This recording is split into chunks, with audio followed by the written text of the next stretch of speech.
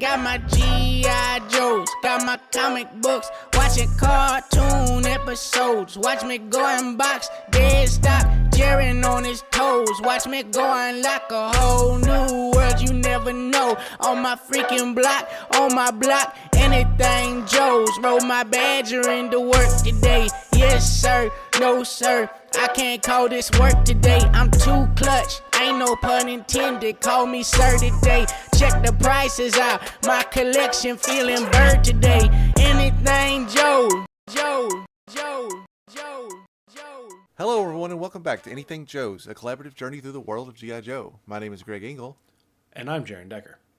And we'll be your host today. Today on Anything Joe's, we're going to get caught up on some classified news. We're going to take a look at the San Diego Comic-Con exclusives, and we're going to backtrack a little bit from the last time we talked classified to make sure we cover everything. Jaren, this is your ball game because you're way more invested in this line than I am at this point. So set the course. I don't know. I was going to put some Star Trek thing in there, and I realized I don't know. What's a Make it so, number course? one. Make it so. Who are we looking at first? We're going to talk about Falcon and Coral. This is one of the ones that they just kind of like, it got leaked out, and then they were just like, sure, okay. It like, you can see what it looks like now, and now it's up for pre-order. But it's sold out, so we'll see how it goes. So this is our second Falcon, which is nice. The face is a whole lot better. I don't know if you've really looked at it or not. Definitely the selling point is just to have a Falcon that looks like a normal human being. And buy a second one so that you can put that head on your first Falcon. And yeah. I guess you'll have the rest of them too. Don't have strong feelings about this Falcon. Do you know if it's a straight repaint? It certainly looks like it is. I would have to look. I don't think so. I don't think the first Falcon had such short sleeves. Yeah, those might be Outback arms, and I say that because the hair on his arm is like really detailed, and I always think about Outback. It could be like a kit bash of a couple other figures. I am not the best at that, but I'm the worst at it. the face is really nice though. I really like the face. I don't care much for the shoulder pads. I haven't cared for them really on any figure. They look a little bulky, a little too bulky to me. But I get it. Yeah, I'm gonna double down and say I feel pretty strongly that is the Outback torso that has been reused. So overall thoughts on the Falcon figure are, again, the head mold looks good. It needed to be addressed. I've said this before because we've been getting a lot of these lately, but this doesn't really do a lot for me. There aren't a lot of subset repaints that I'm going to get highly motivated for, but they did nail it with the other figure because it's a Scarlet repaint, but it's a different character essentially, and that's Coral. If you're not familiar with Coral is a flat repaint of Scarlet from the Action Force era, where they would take vintage molds and sell them internationally as a kind of a different character. So she's not meant to be Shauna O'Hara. She's meant to be a completely different person, and they did a good job with this. This head mold is like, she does not look like Scarlet. She looks like a completely different character, and that is important because from a repaint perspective, Coral has always been a Scarlet teetotal from top to toe. So I like that this gives her, she's branching out a little bit more to stand out as a unique individual. It is the subset of weapons these guys are coming with is crazy. In the very first promo shot, she's carrying like Hardball's big grenade launching gun, just like it must come loaded with accessories. She could have. Yeah. She doesn't need that. She doesn't need that crossbow because again, I think it ties it down too close to who she's repainted from. I love the photos that they've done with the what are those called? Are those the mole rats? Is that what they are? Yes, yeah, that's what they were called. I love it because they also have like one with like there's like just a popped off leg sitting there in front of the shop. I love that guy. It's super cool. I like this figure. I like that they're giving you. I mean, it is a premium price point, I guess is the best way to say it. It's $55, but you get a ton of stuff with it. You get the helmets, which I might be in the minority. Give me those Steel Brigade-esque helmets with every figure. Like, I think they're so cool, especially when you take the time to do the different color. So you've got like Clutch with his different colored helmet. You've got the Shockwave with his different helmet. Like Wreckage with his different helmet. Like, I love these helmets that fit over the heads, give it like a different look. You can do different things with it, and if you do buy a second Falcon, you can pop that head off or use an extra grunt head and put the mask over it, and then you've got another character. So I'm a big fan of that.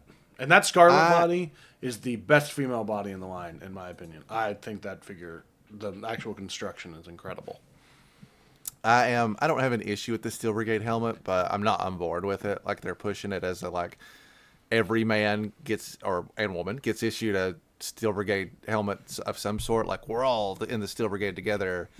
I'm not going to use it. I haven't even opened a single Steel Brigade to date, so I'm just like, I'm completely checked out from that whole concept. I will say, and as to what you were saying about price, at $54.99 and a standard retail is $24.99. I mean, you're getting, for an extra $5, you're getting plenty of extra stuff. So it's not the ideal price point, but it's what we're used to. Yeah, I do like the fact that they are giving us Steel Brigade helmets with everyone now, and the actual Steel Brigades are the worst things that come with a Steel Brigade helmet. Like, I mean, don't get me wrong, the figure looks nice, but it uses the original Beachhead mold, and so it just looks shorter and stubbier, and it's got the peg holes, so it just doesn't look as clean as the rest of it. Don't worry, there'll be plenty more Steel Brigades in the future for them to get it right, I'm sure. We'll have more to talk about today. Yeah. Next up, we're going to go ahead and get the big one out of the way. The very big one. And we're going to talk about the Rattler. It was teased. It was on a T-shirt. It was, it was all but confirmed, and then it was fully confirmed. And I want to get your thoughts on it, but I am pumped.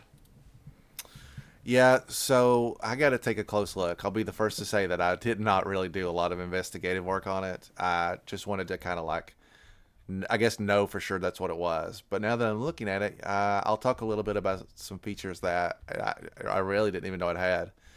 So the wings fold up for the VTOL purposes. It's not a Rattler, to my knowledge, has never been able to bend the wings like that, which is why it attracts my attention.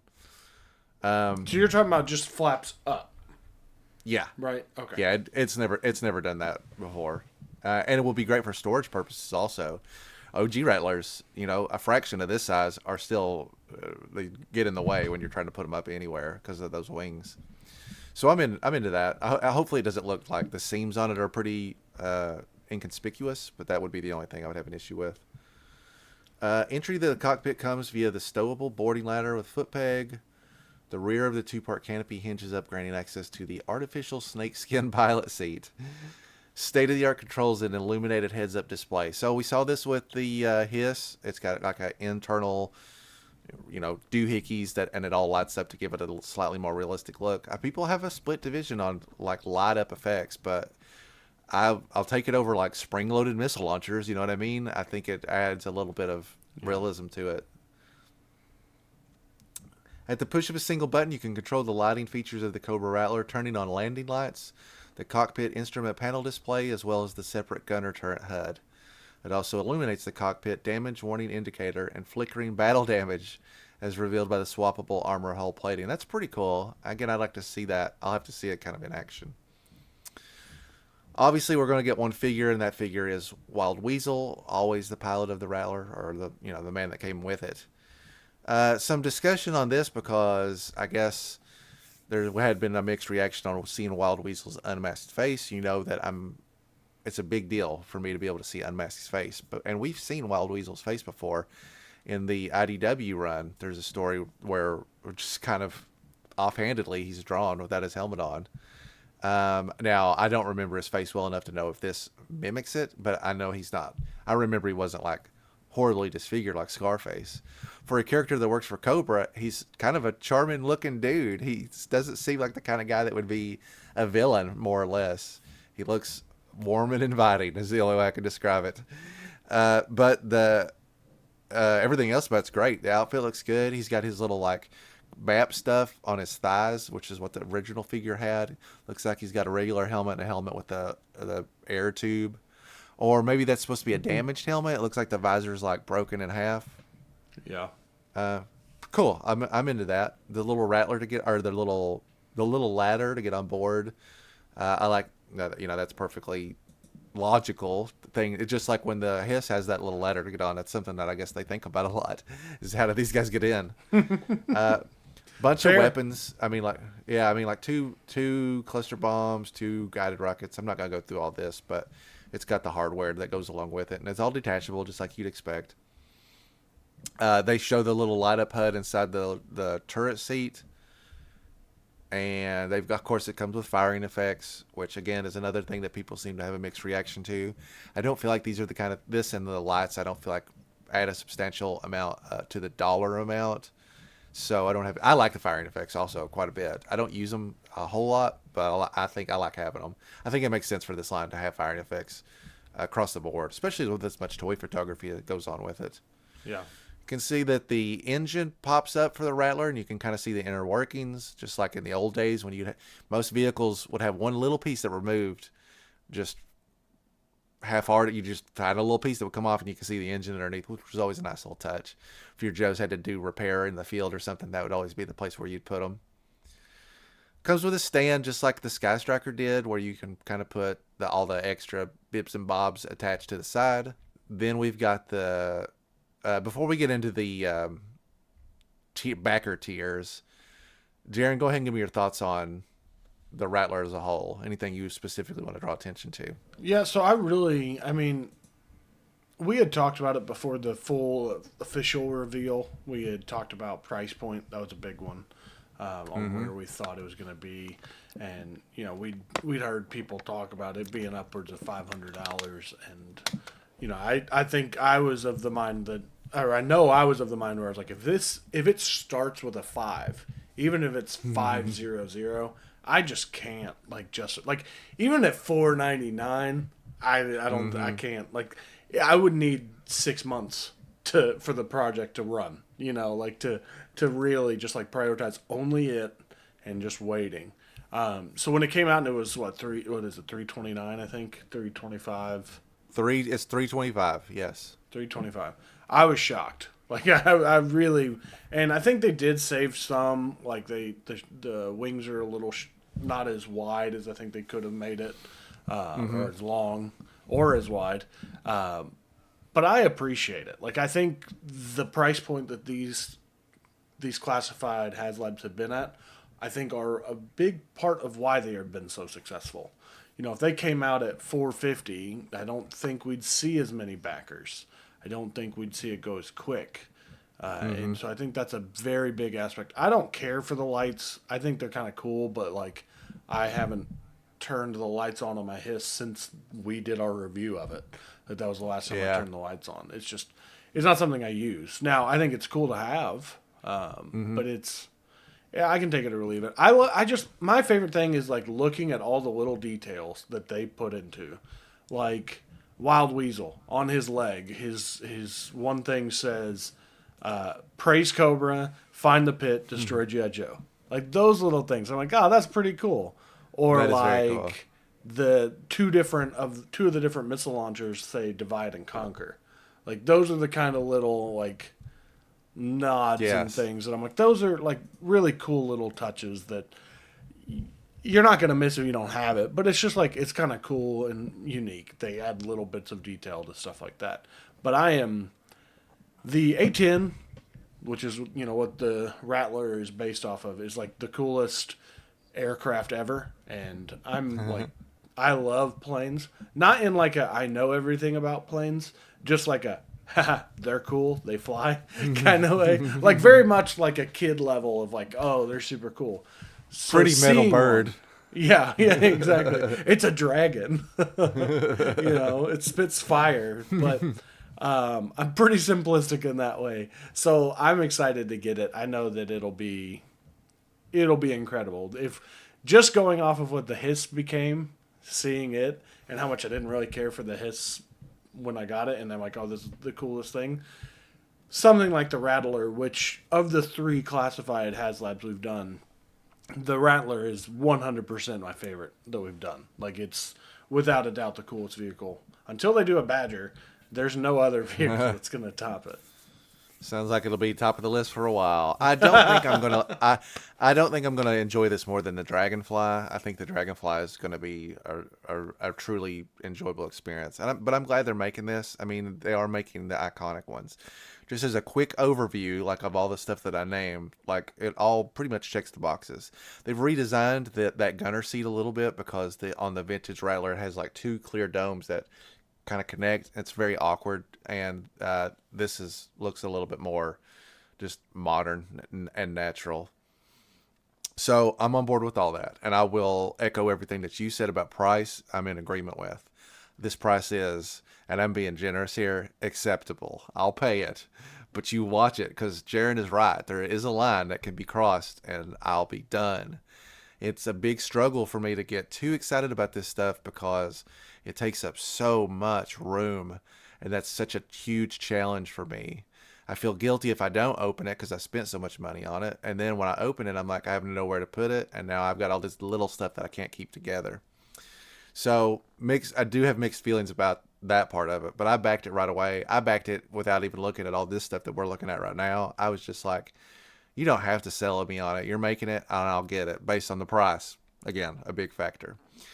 The traction on this is not as hot as the other ones have been also, which I think is worth noting, that there is also a window where you can put out too much too fast. Also, the Dragonfly's not in hand yet. We haven't even really seen that much of it in development, so you might be moving a little too quick. There's always going to be a divide between people that want as much stuff as possible and people that are like, let's not. I don't love paying for something before I've even seen the last thing that I paid for. So I get both sides of that. Another big determining factor on the cost of this is if we get the other unlockables. And with 30 days left, we're at currently about 13.5 on backers. The first unlockable tier is the Cobra Airborne Squadron patches, which I have seen because people were absolutely losing their mind about it. And I gotta say, I side with them. This is not something, I have no interest in this at all. It's obviously a very cheap add-on. I have no, who's out there putting patches on stuff in this day and age? Like, how many punk rockers are out there still selling patches on their jacket? They're cool looking, but I have nowhere for these, no concept to use. And the badges, if you haven't seen them, one of them is the Cobra Rattler badge, which is the Cobra logo with like those wings. Because there's a classic image that doesn't get enough use. And then there's a Cobra Airborne 84th Squadron called the Fly Swatters. I guess that's a new thing. It's cool looking. It's a little comical to imagine that Cobra would design a logo and actively allow their agents to wear it. And the other one is called the Fearsome Tank Smashers, which actually is a little bit cooler. A lot cooler. This is my favorite of the 3. It has a big spider coming down, and it's like biting a tank. You don't like the fly swatters swatting the Dragonfly? It's air superiority. It's too jokey for a legitimate terrorist organization. I mean, I'm all about the goofiness of it, so I'm not like offended by it, but it doesn't work for me. Not like the spider one does. And all of this is really irrelevant because this is the only time I will ever see these. When they come in the box, I'll just leave them in the box. It's just wasted basically. I'm not upset that they're making it. I'm upset that it's the very first thing that we unlock, and we'll potentially miss another unlock because of it. Yeah. I know I've seen people that had talked about they wish that they had just put this as like the early thing. Hey, if we fund it in a week, you get these, and then it would be the optics of it would be a lot better. Like, oh, this is something cool we get just because we did it quick. Like, instead of, oh, like this is one of the 3 stretch goals. Is this 50 cents worth of patches? Like, yeah, you want like 3,000 extra people to pledge in, and the baseline is you get a $25 figure every level, and so you want me to believe that that's valued at least $25? I can't do it. And it kind of gets worse from there because that tier is unlocked, and the second tier unlocks at 14K, which we're obviously very close to. It's not the figure that you actually want, though. It's just the gunner. I've complained about this before with the Hiss specifically. It's loaded with just like generic troop builders that are really only have one great purpose, and that's to go with the vehicle they came with. And even that is completely lost on me. There are so many of these types of characters now. I absolutely am not putting any of them. If they don't go in the vehicle, they don't go on the shelf. There's just too much. I have no issues with this design. It's got a pretty savvy flight suit vibe. It's got 2 interchangeable heads. The helmet has like Cobra logos on it, so there's good detailing there. But this has zero motivation for me at all, other than so you can properly like staff your jet. There's no purpose for this dude. I think it's dope, but I get your opinion on it for sure. But I will 100% take a nameless, faceless trooper anytime, especially because I think it's just a cool design. I love that they have 2 swappable, not just heads but necks. As weird, like that is important. That way he doesn't have just like a black turtleneck and then you swap the head. Like it'll match the skin tone when you change the head. Now, will he ever come out of his gunner spot? Probably not ever. But I like that there's someone in there, and I don't have to take one of my regular Cobra troopers who is not flight certified and put him in it. So you haven't watched enough cartoons. They're all flight certified. So another reason that this kind of like gets my goat is that the third unlock, which is obtainable at 18K, which I think is feasible. We'll talk a little bit about numbers here in a minute, but the last unlock is another Baroness figure. Now, I'll tack this twofold. First of all, there's not a whole lot of I don't have a whole lot of complaints that don't factor in what I just said about that gunner. What is this? Our 4th Baroness, which already feels a little bit like overkill, and this is not what I want. If you're striving to get 4,000 extra backers, you put somebody that haven't released yet. You had a pretty good strategy actually with Glinda, a tertiary character that most people can take or leave, but is still a unique character to add, as a reward. Here's somebody that you don't have already on the shelf. Now, it does make sense to put Baroness with a Rattler. One of the most iconic standalone G.I. Joe comic stories of all time focuses around Baroness and Wild Weasel and a Rattler. So I'm on board with you there. And I'll also give you points because this is a very, very intriguing looking figure for Baroness. It's not just the same old, same old. They've flight suited her up, and I think they did a good job with that. She has a cool customizable, like a cool custom helmet that seems like probably was just made for her. And then she has, I guess, 3 different hairstyles. The one she's wearing, there's like a short hair version, and then there's just a different hairstyle. So you can kind of accomplish a lot of different looks.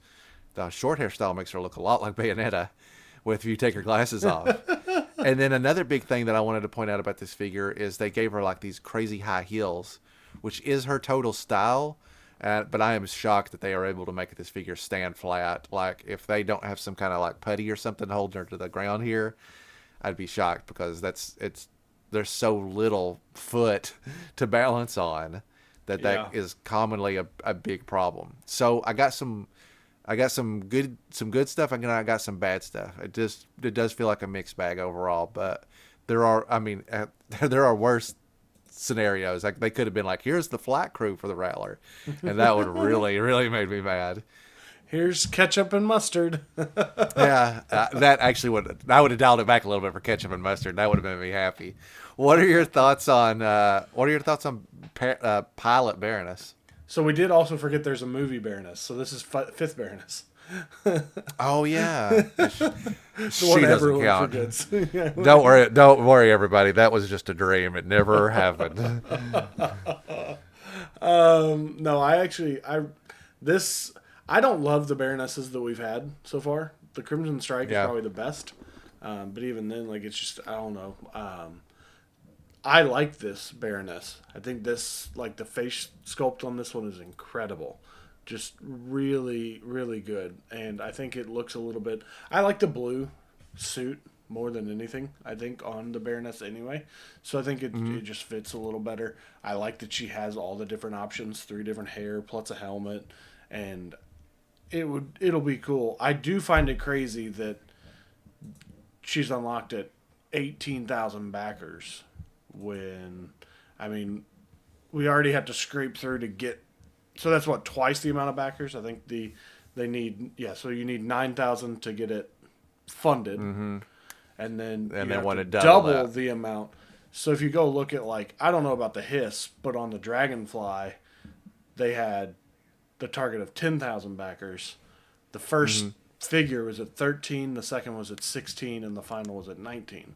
So technically, total amount of backers is more, but it's not doubling the amount of backers for the figure. Plus, I think, I mean, I don't know about anybody else, but Crazy Legs is the one figure that I couldn't care less about on the Dragonfly anyway. So, Whoa, now that's a hot take. So yeah, all those numbers. The tier system is so weird because who's buying a $325 toy airplane and going, nah, I need one more $25 figure to really make it worth my time. The incentives for these tiers should be something that it drives people to buy in to help unlock it, and none of this does that for me. So I don't know. I feel like this system is getting worse, honestly, and they need to structure it better. Just think it, or here's a crazy idea: just get rid of the tier system altogether. You guys will probably get very close to 18K, if not right on it. Like, don't toy with the people like that. I don't think that initiative is needed. I like the early fund. I think that's a great idea. Give us something extra if it funds early, and then give us the rest of it. If it funds, we get it. If it doesn't fund, we don't. I'm gonna say with about 30 days left on this that it will probably hit 18K, and it'll be very, very close. I think a lot, and I mean a lot of people don't pledge until the very last minute, and I understand you don't know if you're gonna have $325 in your bank account. I don't. I just pledge it and then try to figure it out later because I'm full. But yeah, we need to move on for time's sake. But it's a mixed bag. I give them a B- on this. It doesn't like rock my world, but I am still interested in it. Yeah, I would give them an A for the vehicle. I think executing it at the price point that they did is incredible. Stretch goals, like, me myself, I don't want to speak for anyone else. At 325, I would back it just for Wild Weasel and the Rattler. I think, like, for me, I'm in there. But it would be nice if they were things that I wanted more. So, I get it. Yeah, I could definitely brainstorm some stuff that would have made more sense. But I mean, I also don't know the limitations of the Hasbro team. Maybe there's reasons they can't do it. All right, next up, we're going to be talking about the 60th Anniversary Action Marine Sniper. This is another one of those ones that they're doing for the 60th anniversary, kind of paying homage back to the 12-inch, which, I mean, we just had Kentuckiana, which is filled with 12-inch Joes. So it's nice that they are giving that homage because you see these guys that are so dedicated to the lines. I mean, they're still actively collecting and sharing their love for G.I. Joe for this long and passing it on to the next generation. You know, those guys have never been anything less than gracious with us, with all of our small Joe guys. So getting something, I hope that they enjoy the homages. I would love to maybe next time we go talk to them about it. Get a couple of the guys that are super into the 12-inch Joes and just ask them if they're buying into these 6-inch Joes at all for the homages.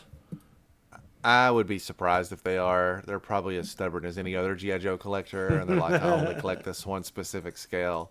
The concept of these is great, and the nod to the original line is also good. And maybe more so than the figure itself, the idea of what you can make these figures into, I think, is the more appealing aspect. You can tell that I'm getting very burnt out on generic anybody. Like, there aren't a lot of troopers that I think are good enough to just be like, yeah, I want a bunch of just this one guy. And we've gotten the ones that I do feel that way about, like the Cobra Bat and the original Viper. So I got some pros and some cons on this too. I think the accessory set is radical. The ghillie suit looks very, very good, and they've also done something that we're starting to see a lot more of that I think works very well, and that's interchangeable parts. So you can make. I mean, you got 3 different unique characters that you can build out of this one set, despite the fact that one of them very clearly is Shooter. It's just Shooter in a different outfit. It actually kind of looks like what Shooter would look like if she was in an OG-13 green outfit. And that realization alone actually kind of makes me a little bit more excited for it. The only thing about it that makes me really excited for it is that unless somebody comes up with a cool like recipe for taking this figure and making it into a figure we don't have in classified scale very easily, that's the only thing that I really feel truly compelled about. Yeah, I love it. I think it's great. I am a fan of the Troopers. I mean, I don't even know how many grunts that I've turned into just regular nameless, faceless Troopers. I've got a nice little like 6-man squad of the soldiers, and if I find any more of the guys with the wetsuits, I might grab a couple more of those. There's those I don't care as much about just because I don't normally take them out in the water, and if I don't need them in the water, I'm going to be using my regular soldiers or my 18 grunts. So I like the different loadouts. I will probably not use the ghillie suit just because I don't know, soft goods in me just it never seems to work the way that I want it to work. But I do appreciate that they give you that that option. I think the different heads are great. I mean, just the ability to, right off the bat, without any actual customization, you can have 3 figures that all use the exact same stuff and switch the heads, and you've got a 3-man team to go and do recon. And you can kit them out with different guns and give them different things, and it all works. Yeah, I'm gonna leave this in the box with the other ones. Let's look at the 4th. Well, do we think there will be more than 4? Like, is there another branch or something or that hasn't been made? Or will this be the last one in the series? Or will they just keep making more of them with more adjustable? They might just keep making more. I mean, because you could do a male sniper. You could do a female soldier.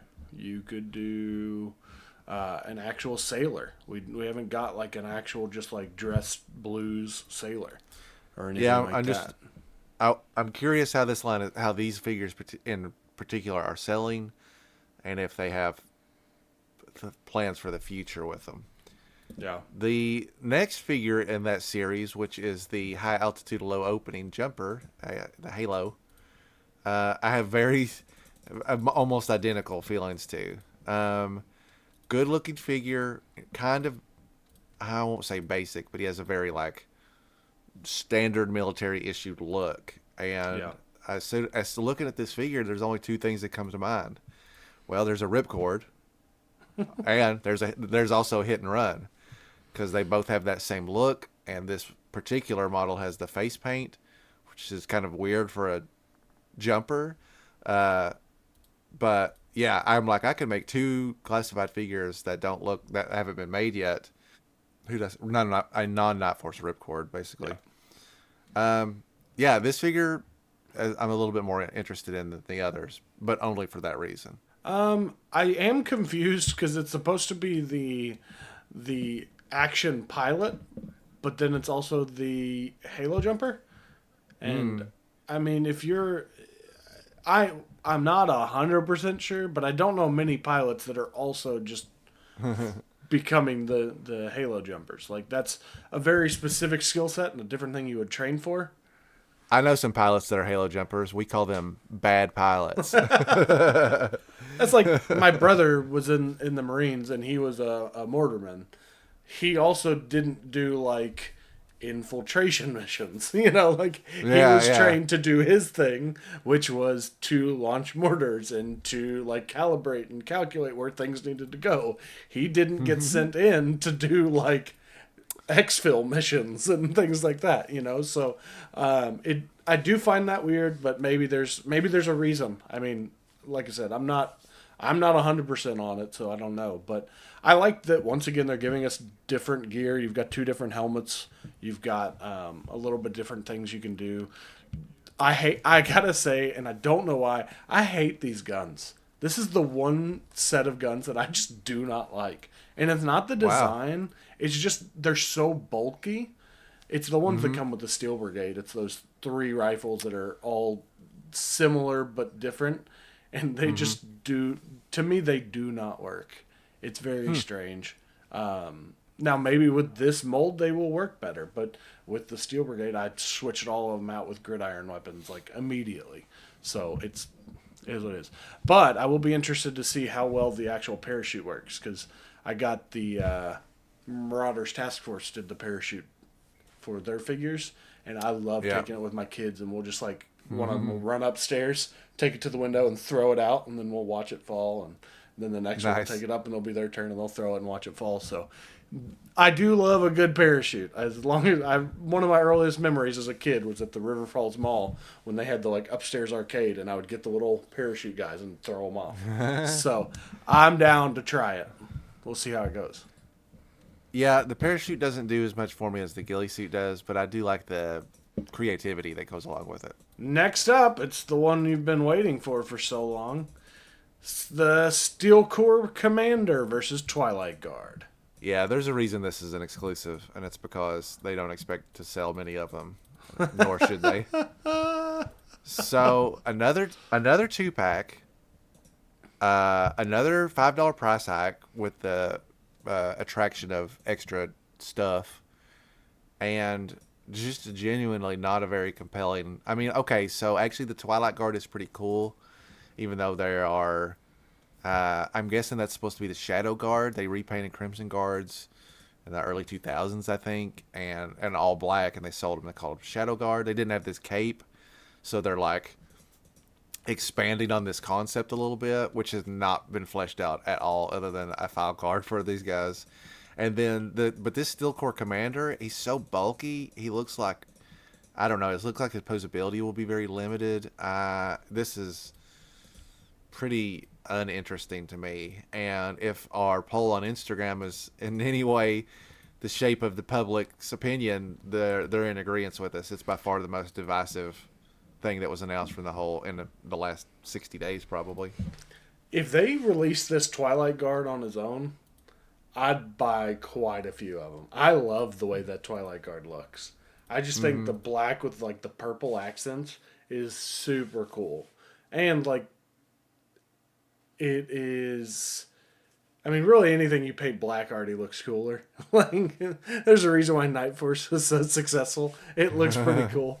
But I agree. I think the Steel Corps Commander looks really bulky. It's so crazy because it looks like I think the Action Pilot and this guy both use the same upper body. It looks like the Scrap Iron or Mole Rat kind of torso, and I mean that's a fine torso, but when you add all that extra stuff, it does not look like it's going to be like, even this one photo they have of him, he's like holding the M60 and he's like holding it like this, but his hand's like this still, so he's like, I got it, guys. So yeah, I don't know. I would like to see how it looks when you take that off, just the shoulder pad, see if that lightens it up enough to make it more posable. Looks like it uses Lowlight's legs, or at least the knees down, but it's fine.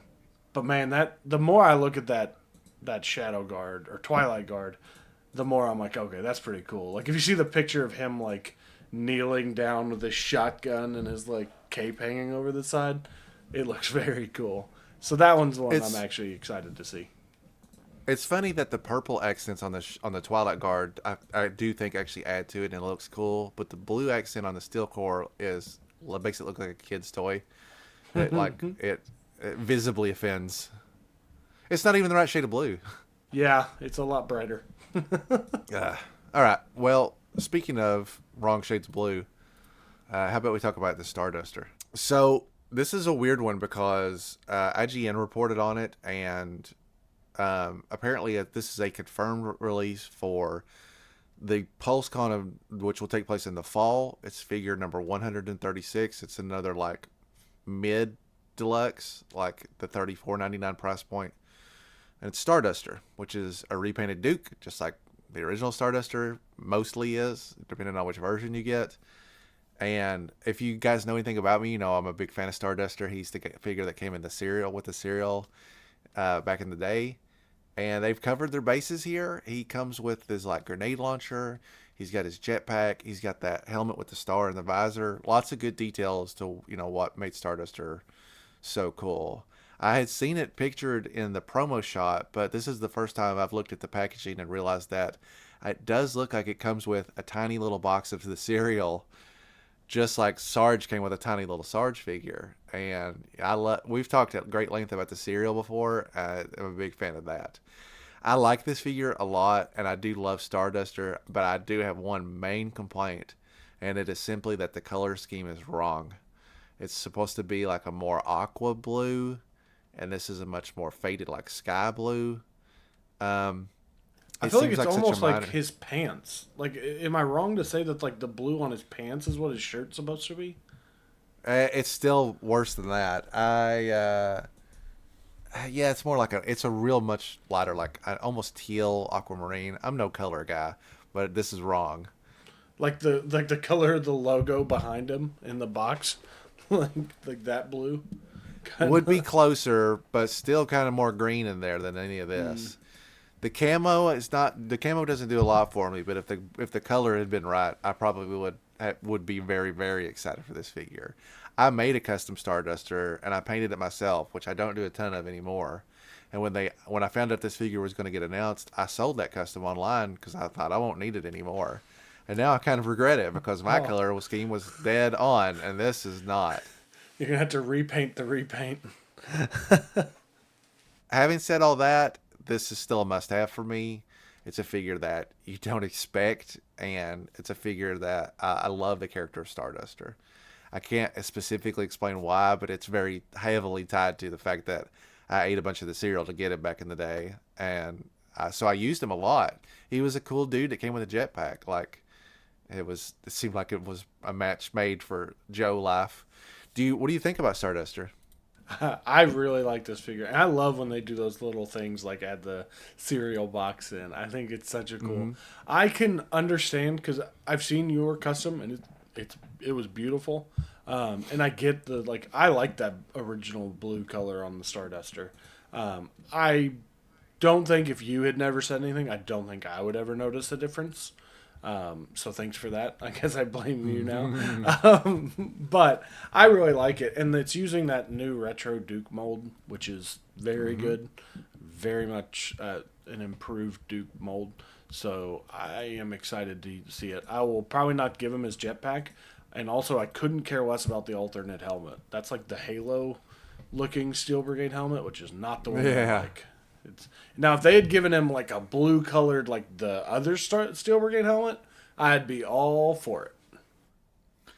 The only thing this figure's really missing is something so he can be like blasting off, like a stand that will put him in the air. So I feel like everybody would want to do that. And also, I don't know how far in advance they were giving this information out, but the back of the box clearly shows a fang. All right, so we'll go ahead and move on, Starduster, and we'll go from one flying guy to another flying guy. And we'll go ahead and talk about Raptor. Raptor, or Chip Talon, and General Ledger. Is that the name of the little hawk? I didn't pay attention. Yeah. I love that. This figure is sick. The mechanic... Well, I guess I should give you a chance to crap on it first, and then I'll talk positive. No.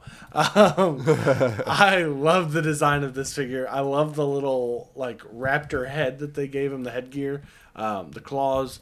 Does he not have any weapons? Okay, there is a single pistol that he comes with, and then he's got his claws. Yeah. But I love the utility that they gave his wings. Instead of just making it one flat piece that only didn't do anything, they gave it the articulation. The edges will flap up and down. It'll come in and out. You can wrap it around him in like a shield. There's a photo they did of that. And I think that's so cool. Like, such a cool idea. And so this is one that I'm like, when I think of the unique part of G.I. Joe, things that set apart, this is one of those ones that I'm like, this thing is cool. This is not something you're going to get in in some of the other things. So This one is one of the ones I'm the most excited for sure. So, okay, some thoughts on Raptor. First of all, I think that this figure is extremely well designed. They realized that there was something lacking in the original Raptor, and he doesn't hardly ever get used ever because it's such a weird peg to fit into.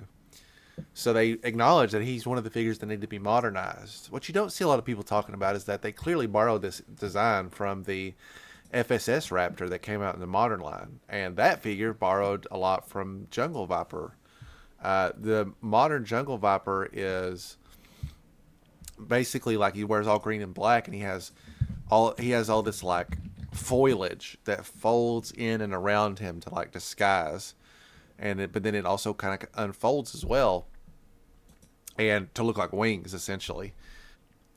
So they borrowed all that for the FSS in a very creative strike, and they gave him like, it looks more like, I guess it's a cross between the two. It's not strictly wings, but it is kind of like, it's hard to explain. I'll show you a picture of it because I'm no wordsmith. But I refuse to believe that there's any other inspiration for it other than this, because it looks so strongly influenced by it. That, and I guess maybe like the Vulture's jetpack from Spider-Man, the movies, the live action movies, it looks really similar to that as well. That's fair. Anyway, influence aside, it all makes sense and it all looks great. The only other thing I would say about this, I'll actually, just a quick aside, unmasked head, so I'm on board with that. I mean, technically he has a mask, but it's in the same way that Robin wears a mask. He's basically got his whole dang head's out there. If you met this guy, you'd know exactly who he was. My only other complaint is that his Raptor has the hood on, so there's like no action striking at all. You cannot do a scene where the Raptor or the Hawk would be attacking. There are hawks, right? Several bird species are considered raptors. Eagles, hawks, kites, falcons, and owls are all considered raptors. Okay, so whatever bird he's got. Yeah, hawk was where I went to just as a default, so maybe I'm pulling that from my subconscious, or maybe I'm just making it up. But regardless, whatever bird this guy's got at his arm, he's got a hood on at all times. And I think that really detracts. For $34.99, and I get that the wings are a big part of that, but it would have been nice to have a second bird that's actually striking or ready to strike. I mean, like, look at almost any of the other, like anything that Spirit came with, that would be closer. The Spirit, the bird, whatever Spirit's other second lesser known bird that comes in the Slaughter's Marauders pack, that one is like one that actually looks like he's ready to rock and roll. Is that his name? I can't remember, dude. Did I remember that correctly? Not Freedom. Basically, Freedom's third cousin or something. I do like that they've named this bird General Ledger, and I've been complaining a lot about including animals with classified figures that don't have a precursor, and I'm thankful that this is one where it actually makes sense. He should come with a pet. Shipwreck should come with Polly. Raptor should come with General Ledger, apparently. But the next figure we're going to talk about definitely does not need an animal companion. The last physical figure reveal we have is Road Pig, the Dreadnought, and I have a lot of mixed feelings about this figure. Jaren, do you want to go first, or do you want me to go ahead and just dive right into it? You can go ahead and dive in, and I'll try to become the optimistic one at the end. So it's not a complete failure in my opinion, but there's some things that I dislike about it. I'll just say it like that. It's not. This is still a purchase. Here's a mixed bag of what I think about it. Pros: great size, very large and very intimidating, and this will be a mold that we can use for a lot of other figures later on. So in terms of size, we didn't get a lot of variation with vintage Joes. No matter you never really knew who the biggest one was, because the only thing that really changed was the size of their bicep, which I've talked about before. So I like that they have made him physically more intimidating than your standard figure. He comes with his traditional cinder block on a stick, which I'm a huge fan of. I have a very short list of figures that have weapons that are must-haves. Saw Viper's big dumb gun that he mowed all the Joes down with.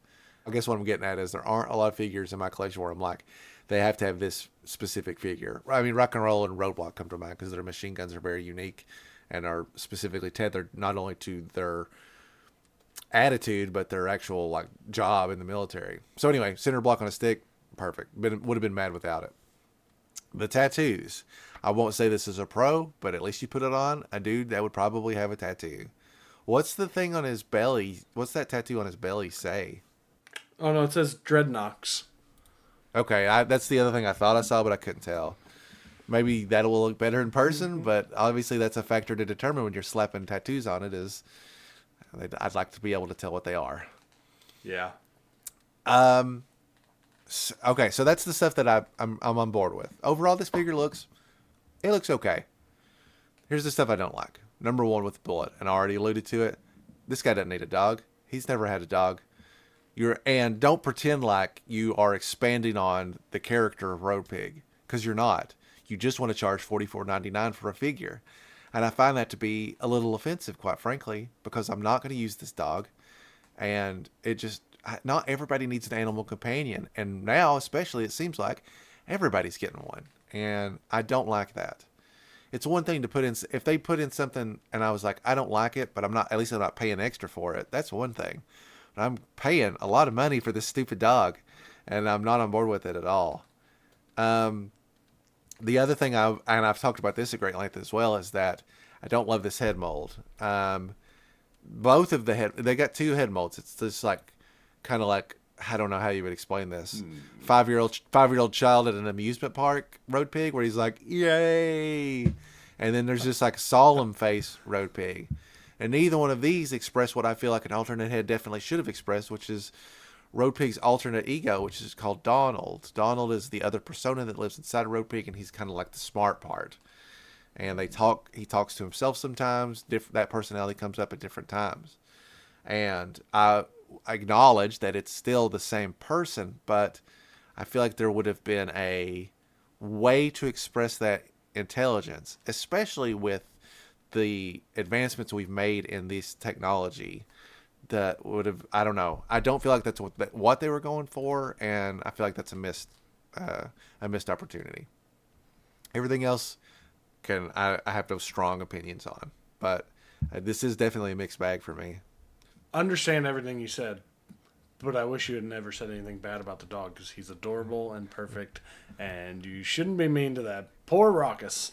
He's the best dog ever in the world. Period. So, that's really all I have to say. Okay. Wow. No, I feel I'm very kidding. strongly about that. I'm kidding. I like the dog. I get it, though. I do think not everyone has a dog or should have an animal companion. I don't love the growling face that they have for him. That is the one thing about the dog that I'm like, I'll definitely not be using that one. I like the second hammer that they did. You know, when they did the reveal, they talked about it like he's only going to be able to hit with that cinder block one time. So they did like a Road Pig hammer, and I get that. I don't care much for the mask. I don't know. I feel like it's a little too on the nose. It's like something out of a horror movie, like crossing over into Mad Max territory. Which maybe that's what they're going for. So, but I love the sheer size of this figure. I think you talked about it. I am a big fan of figures that feel very big.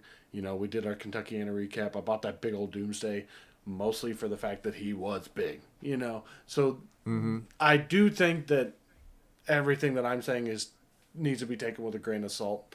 I realize I'm not the traditional consumer. I have some bias. I like dogs. I like big action figures. So it's like perfect pairing there for me. But I'm not above saying that, okay, I can see some of the flaws that are in this. And with just the fact of money, the fact that everything is not that slowly creeping up in price. Before too long, we're going to have $27.99 as base, and then inevitably it'll end up being $30 as base, and it's too much, especially with the fact that they're not paying a licensing fee for G.I. Joe like they are with the Black Series and like they are with Marvel Legends and things like that. That's savings that would ideally be passed on to us.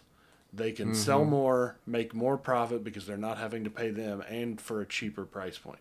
I get you don't want to be insanely competitive, but something's got to give. I am I've already cut out almost everything in Black Series. I've already cut out most McFarlane's. I've already cut up OG Joe's, everything, and I'm only collecting classified. And even now, just the amount and the price point that keeps going up, and now introducing things at different price points. So now you have this at 45. You have the 2-packs now at 55. You have the regular or the vehicles at 100. And then you have the small vehicles with a figure at, what are they, 50, 60. Then you have regular figures that are 25. You've got the mini deluxes that are 35. Like, it's eventually it's a bubble that is, if they're not careful, can pop. I don't want it to, but it is something that can happen, and then inevitably they're going to be. It's gonna hurt all the Joe fans, because right now we're getting a lot of Joe stuff, which is great. But if you push out too much too fast, it's gonna kill it, and it's gonna not be sustainable. So, hopefully, we can get some savings passed down to us, because I mean, it is. I can't imagine being someone that buys everything nowadays. That if I collected now like I did 5 years ago, I mean, I had, I was doing every Black Series. I was doing Marvel Legends when I found ones that I liked. I was doing, like all this stuff, or not even 5 years ago, 3 years ago, Then as Classified started coming out, I just had to cut other things. So, Yeah. Wallet. That's another reason that I find myself scrutinizing like with these price points, because I feel like it's very obvious that they're just like, we want to figure out a way to make them more expensive, so to make them pay more. And I take offense to that. I've overpaid for plenty of your products over the years, Hasbro. So this is one thing that really needs to be addressed. And the other thing is, and I know you don't have complete control over this, but the timeline when these toys are released will be like, you guys take 2 weeks off, and now here's the last 3 waves that we announced all at once. Like, it's so, and it becomes quite unpredictable. Yeah, that's why I've stopped pre-ordering everything. The only things I pre-order is exclusives. The Stinger went from being like late into this year, and I keep getting notifications as it moves closer and closer up, but it's still not have a permanent date where I can be like, I need to have this money on this day. So that's a big pet peeve of mine. And again, I know that's not all their fault. There's only so much you can do once you mail something, but it's still very irksome. It'd be nice if they introduced something like on Pulse similar to like the pile of loot from Big Bad Toy Store. Something like that, because it would help a whole lot. I just checked actually on the Stinger. It's next week now, apparently. Oh my God. The Sure. 19th. Well, let's ship it right in the middle of my 30-day window to save up $325. It's too much, man. It's gonna break. I mean, like, for real, it's gonna see a decline. And when collectors reach a breaking point, they will probably not dip back in. You've just lost one, potential person that's buying everything. So I'm just saying, tread carefully. We've been down this road before. Yeah, I mean, we just had a friend that stopped collecting classified altogether, and it's something that's going to happen. Everyone has to make that decision for their collection. And if you're a Joe fan who also collects 3 3/4 or 4-inch or even 12-inch, Greg, I don't know how you do it, my dude. I don't know how to do it either. I'm gonna have to start selling plasma or something, or something. Wink. So let's wrap up with the digital reveals, because we only have a couple of them, and I want to make sure we talk about everything that's on the docket up to date. We have 3 digital reveals, 2 figures and 1 figure in a vehicle. And we'll start with the what I feel like is the strongest of the 3, and it's this Xandar. Oh boy. We have talked about this almost every time that over the course of this line, as the Dreadnoks are announced, that we were both really wanting a Xandar, because he never gets a figure. Like, this is only maybe the 3rd Xandar ever. 1 vintage, 1 modern, and now 1 classified. And there are a few things in this digital render that I don't love, but overall, this is pretty darn good. My number one takeaway is, again, the paint scheme is wrong. Xandar has a very specific color of blue. It's been excluded from this, and that's kind of a bummer because I do really attach it to him. But got that cool pink scarf thing that he always has. His hair looks great. His face markings are on point. Just in general, the digital render for his head mold looks really, really good. He has the tattoo that is actually reminiscent of the tattoo that he actually has, that like lightning bolt vibe.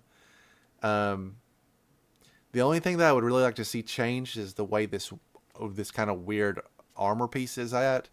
Dreadnoks, especially vintage era stuff, have a lot of weird connectivity issues with their clothing, like just a shoulder pad, or they'd have like just a sleeve.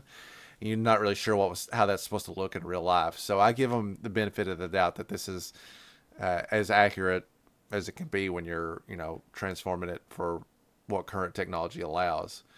You got to wonder if they made this one so they can make a retro one later in the actual blue, which seems to be another gimmick that I've been falling for a lot. That bothers me. but regardless, I mean, everything else about it's great. I don't want to go too deep into a digital reveal because things could change quite a bit, as we've seen when we see the physical one. But this is definitely you're on the right path. Yeah. I know something that they had mentioned on one of the other figures is that, like, underneath they still did decor. So I'd be interested to see when they finish this figure if maybe they do finish and do the full tattoo underneath too. Because then if that's the case, you could buy like a third party, like Gridiron makes like the traditional chest harness. So you could take that chest piece off, give him like a more traditional chest, like just a harness for his pistol. But I love this guy. I mean, to me, this is the one that I'm like, above anything that we've released recently. I'm like, yeah, this is one for me. Like, this thing is sick.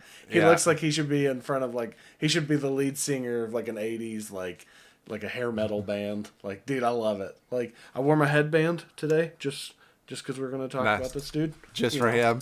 Yeah, just, going to dye my hair red and dress up as him for Halloween. Just got to gain 100 pounds of muscle and lose 100 pounds of the other stuff. But, I think this dude looks awesome. Like, I am really, really excited by this figure.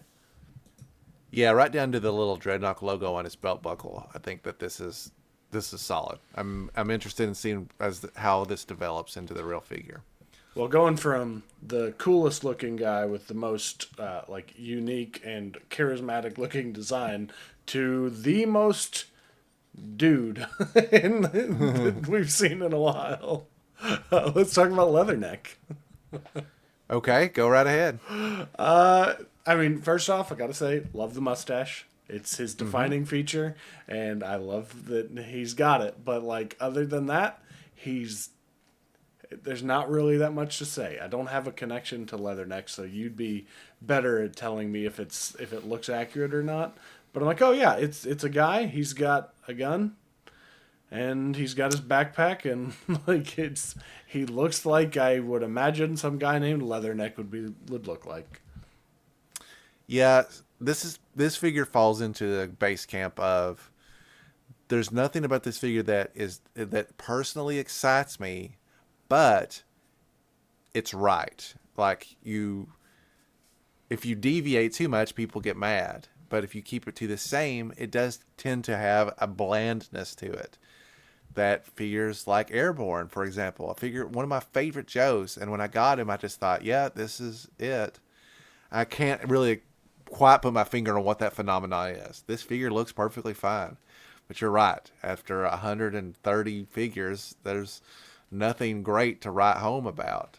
I do wish the head mold was a little bit more Ron Rudat reminiscent, because this is his tribute figure, and it's kind of like his, part of his legacy in the G.I. Joe universe, in the action figure part at least.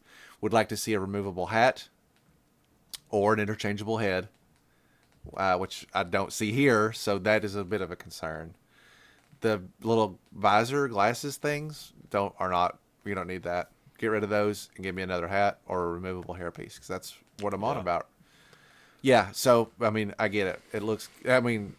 There's a really, really strong basis for a Footloose from this body with very minimal work.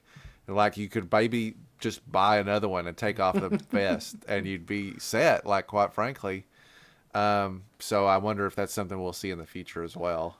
If you're gonna make a figure like this that truly doesn't wow, it makes sense to make the actual $24.99 guys, because they should be the most accessible and make me buy the least amount of crap to go with to get him. Yeah. I know that we're going there, people want them to look traditional. They want them to look like the characters they want. But I really do kind of miss what they were going for with the original release of the figures. They were like the original Roadblock, the original Duke, the original Scarlet, Snake Eyes. They looked like the characters, but there was enough different to where it was like something new. Like, to me, when you get the figures like this, and now it doesn't happen as much to me because I don't have all the original figures.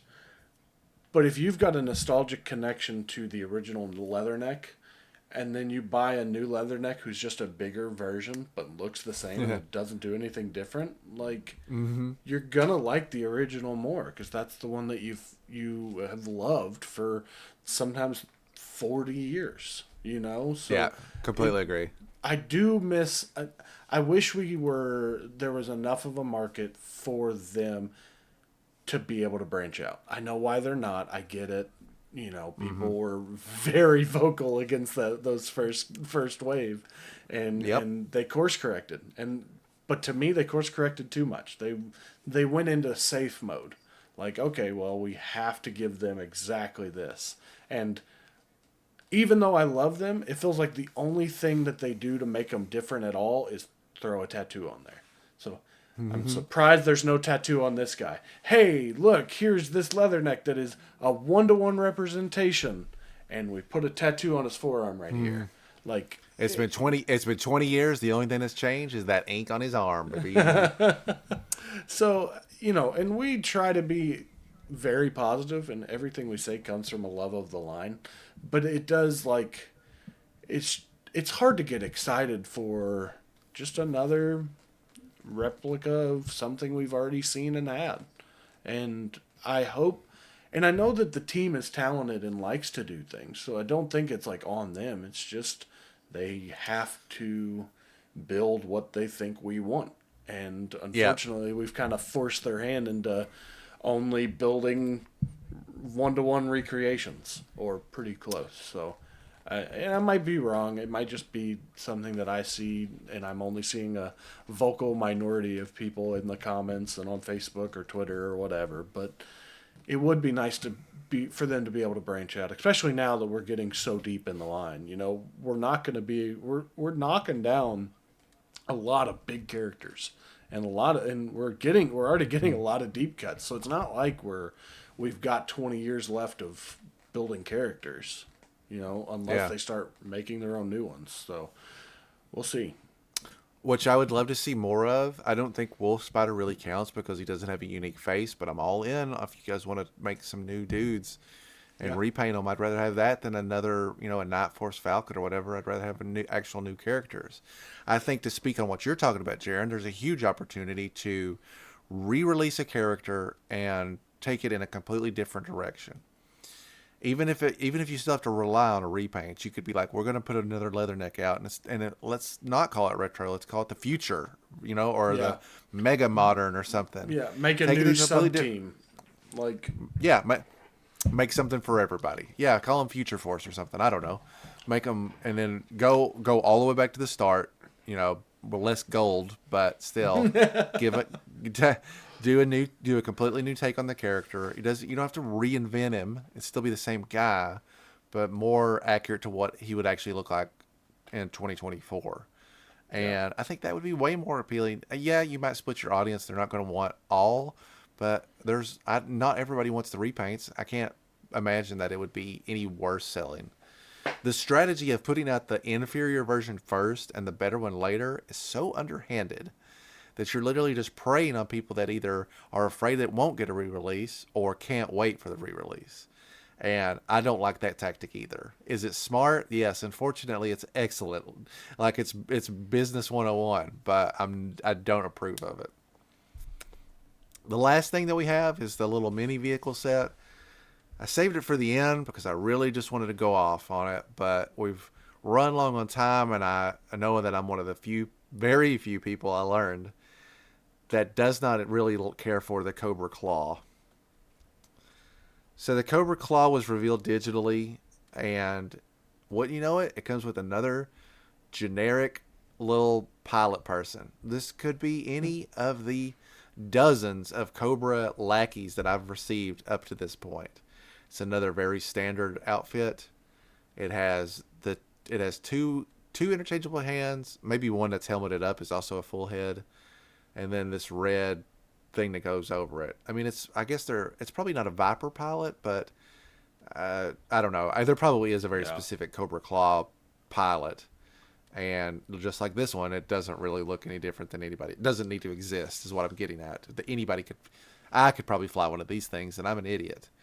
And the Cobra Claw in itself is one of the least,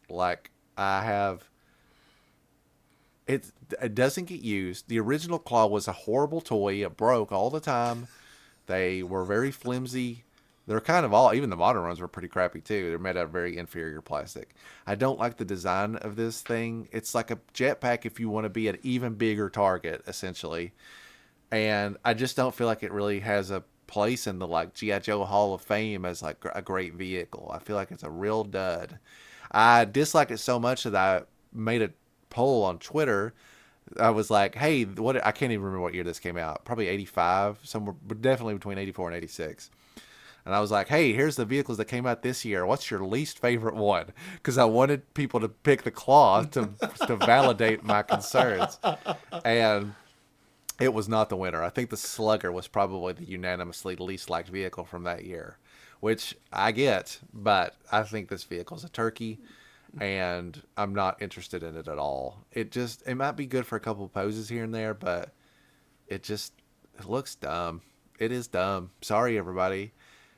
Most of my takes I can really back up, but it's very rare that I have a strong opinion that I already know in advance is going to have some feedback to it. So if you like it, that's cool. It's just me hating on something that it unchecks all the boxes for me. It checks all the boxes of things that I dislike.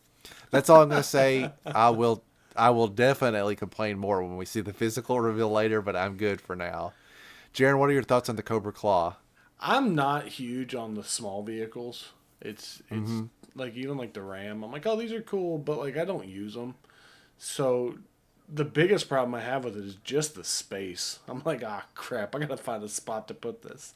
I do wish that when they gave us these alternate heads or figures like this, give us one that's a full unmasked. Give it a name. Go that next step of just, hey, this is Becky the Claw pilot. Now you have a new character, and so for you, hey, at least you have someone new. And then you, as the fan, can give it its own life or build it into your story if you want to. I mean, this one gets 3 heads. They all have masks. So, they're going to be faceless troopers. But it'd be nice. I mean, I've got, all the Joes up top that are all named, all have specialties. And then I've got 4 Storm Shadows and 3 Zartans. And, I need some more, actual people. Like named characters for my Cobra that... Other than just, here's this person with a mask, but I've named them Becky, and now they're Becky. The more I think about this, the more transparent it seems that this is another way to price gouge. That the smart idea would be to, let's put a character that is known for using the Cobra Claw. Storm Shadow flies in issue 21. Cobra Commander in the cartoon is seen, flying on it kind of frequently. But Hasbro goes, no, these figures will sell by themselves. But we can't sell whatever this person is, the generic Claw pilot person. So they make it and put it with it. I would rather have a 5th Baroness or a 4th Storm Shadow than this character that is wasted plastic. But it's the Claw, so it's all wasted plastic, right? I wish they understood the market that they had for troop builders. I don't think that Hasbro realizes that if they took this female figure from the Claw Pilot and they released it with these 3 guns and those 3 heads and they put it on Hasbro Pulse for $20, the amount of people that would buy it and how many would fly off the shelves. Because people like troop building. There is a group of people who want to make a whole shelf this size with one figure and build an army. And that's part of people's collecting habits. Some people want to build a big old army out of the same person and actually make it look like an army. And I don't think that they realize how easy most of us are to please. Like, if you released any Cobra, hey, every 6 months we're going to do a different Cobra regular nameless trooper. We're going to put it on Hasbro Pulse. You have 6 months, buy as many as you want. Yeah. 6 months go by, we change it. Hey, here's a Viper repaint, but it's just a regular Viper. Here you go. It's got 2 different heads. It's got a gun. Here's your army builders. And they could make so much money doing that. It seems like a missed opportunity. Yeah, here's another great business idea to play off of that. So I'm with you. I enjoy building troops up to a certain point. Between 5 and 8 is usually my sweet spot. And in classified, I was like, I have to reevaluate that wholeheartedly. I cannot pay $25 per figure, and I don't have enough room for them anyway. So I was big into it initially, and then I've slowed down to where I bought 1 Techno Viper, I bought 1 Night Creeper. That's it. That's all I can afford. However, you go to, I went to Ollie's and was lucky enough to find like 2 Crimson Guards for $5. Of course, I'm going to steal that. So here's our low bar and here's our high bar. Somewhere in between there, we could compromise with the company and make things work. The simplest battle plan in my mind would be, but similar to what you're saying. Let's put 3 bats in 1 pack. No extra stuff, just the bare minimum of what they need to come with. And instead of charging $25 each, let's say you're going to pay $16 a pop. And you're obligated to buy 3 of them in that price point, which means you are certainly making maybe not the same margin, but you'd be making more than they are going to make at Ross's and Ollie's at $5 a pop. I'd even be fine if you made an open pre-order window and said, you guys order as many as you want, we'll produce this number. There's very little risk in that. And I think most people would be happy with it because it would be a great compromise. And the average troop builder would not buy just 1 3-pack. They would buy several. They'd probably try to get 10 plus. Yeah. I mean, and it's not like they don't understand the concept. That's the biggest problem, is they do it for Star Wars. Yes. The vintage collection. Yeah. They've got multiple packs where they say, here's 5 vintage collection figures. Instead of paying $15 a piece for them, it's 5 of them for $45 or whatever it is. I don't even remember what price point they are. Here you go, buy them. And people buy them like crazy. Like, people buy those because that's what they want. People want to build a little army. I mean, I've bought a couple of them because I'm like, oh yeah, I can have like my little army of stormtroopers. Here you go. I've got 100 stormtroopers. But it was cheaper because they made it cheaper for me, and that's why I bought them, So it seems like such a missed opportunity and something that they're like, oh, why can't we find these figures? Well, the pipeline's sold out, and then they go to Ollie's and people buy 1,000 of them because they want them. Yeah. And there has to be a happy medium for everybody. I feel like if I worked at Hasbro, I would either immediately climb the ladder with my brilliant best-selling ideas, or I would immediately be fired for being like, why is it like this? I can't not question the logic behind it. It's like that meme. You would be thrown out the window. I would be thrown out the window. Yes, you're right. It would be worth it. It's all right. I got these raptor wings. You've got a claw. I think you'd just dive straight head first if you got a claw. I'd rather die than use a claw. Put it on a record. All right, everybody. That's going to do it for us today. Thanks so much for listening. We'll be back in 2 short weeks. I don't want to promise anything, but the movie is... We're the only thing that could stop us from starting the movie is another big news activity. Like if something big happens in between now and then, I think we're ready to start. We're going to space it out a little bit because we have so much to talk about. It's going to be crazy how much there's so much new stuff. I mean, it's almost kind of considered the end of the cartoon, even though there are 2 more very bad seasons to follow. And I've got some surprises. I guess some surprises in the store where we watch it, so it won't just be a regular movie watch along. I've got some fresh tidbits to throw in there. You can find us on social media at Anything Joe's Pod. Jaren runs the Instagram and I run the Twitter, and we'd love to hear from you there. We run 2 radically different social profiles. You'll find something completely different on both of them. You can email us directly to anythingjoespod@gmail.com or anythingjoespodcast@gmail.com, and we would love to hear from you. We do have we're getting caught up on mail, so if you've written and not heard from us, hang in there. We're trying to get all our ducks in a line. And that's it. Thanks so much for listening, and we look forward to talking to you again in just 2 short weeks, where anything's available for discussion here on Anything Joe's. Crashing through the sky comes a fearful cry. Cobra! Cobra! Cobra! Cobra! Armies of the night, evil taking flight. Cobra! Cobra! Cobra! Cobra! Nowhere to run, nowhere to hide. Panic spreading far and wide.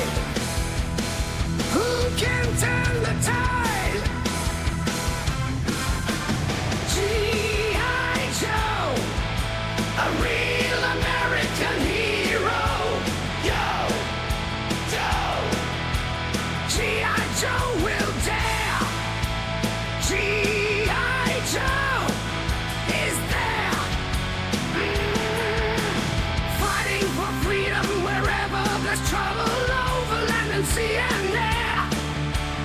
G.I. Joe.